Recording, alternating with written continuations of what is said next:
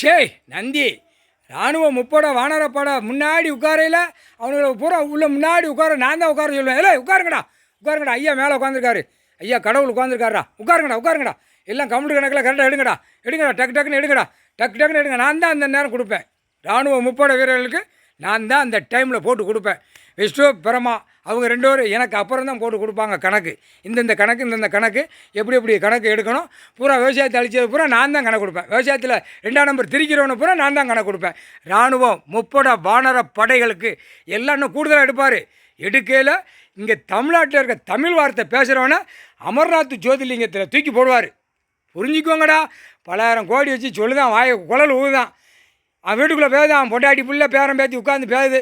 எப்படியும் ஒரு 4 தலைமுறை 10 தலைமுறைக்கு 5 தலைமுறைக்கு சேர்த்து வச்சு நம்ம வச்சுக்கலாமா? அங்கே இடம் வாங்கி போட்டிருக்கேன், இங்கே இடம் இல்லை முட்டா பேல ஆதார கார்டில் தூக்கி தூக்கி திணிச்சிருவார். எங்கே போவேன்? 2ஆம் நம்பர் வியாபாரம் பார்க்குறவன் நீ எங்கே போவேன்? அமர்நாத் ஜோதிலிங்கம் போட்டிருக்காரு. கண் அங்கே உள்ளவனை இங்கே கொண்டு வந்து போடுவார், மாற்றி அடிப்பார். புரியுதா? கடவுள் போட்ட கணக்கு தப்பாதுடா. இப்போ தான் நீதிமன்றத்தில் மூளையை ஒசாரா தட்டை விடுவார். ஜட்ஜி கோட்டாருக்கு ஆணுக்கு பெண்ணுக்கும் வழக்கறிஞர்களுக்கும் அப்படியே முழிப்பான்.